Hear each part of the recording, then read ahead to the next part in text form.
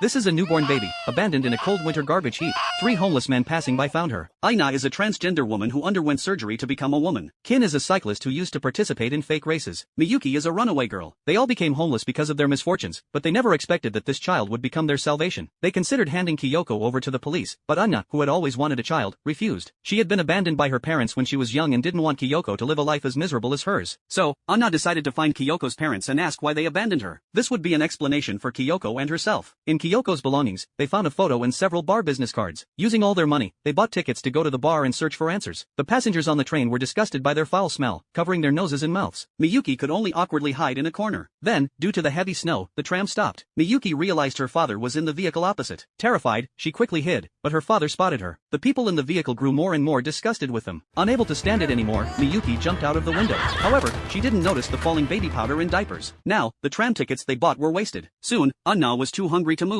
Stealing offerings from graves was a survival tactic for homeless people. Though they found some food, there was nothing that Kyoko could eat in the graveyard. Kin thought they shouldn't adopt this child. The three of them already had trouble feeding themselves, so taking care of a child seemed impossible. Anna, in tears, was then lucky enough to find baby supplies near a grave. Kyoko seemed to have been blessed. After solving their food problem, they continued their journey. Passing by a car, they discovered a man trapped under it. It turned out he had forgotten to pull the handbrake, got out to check the tire stuck in the snow, and a passing woman accidentally crashed into the car, trapping him. The man was the leader of a gang, and in gratitude for saving him, he promised them they could come to him anytime if they needed help. However, when Kin saw his severed fingers, he wanted to run. Anna seized the opportunity to ask about the bar. Unexpectedly, the bar was owned by his son-in-law, and the man was about to attend their wedding. So, he drove them to the wedding. At the wedding, hungry, they sat in a corner and ate hungrily. When Miyuki went to the bathroom to change Kyoko's diaper, the man and his son-in-law arrived. They learned from him that the woman in the photo was named Sachiko. She had worked at his bar before, but resigned when she got pregnant. After Kin saw him, he became furious. This was the man who had tricked him into a fake race. Kin grabbed a bottle of wine, intending to take revenge. However, no one expected that the waitress suddenly pulled out a gun and shot the man several times.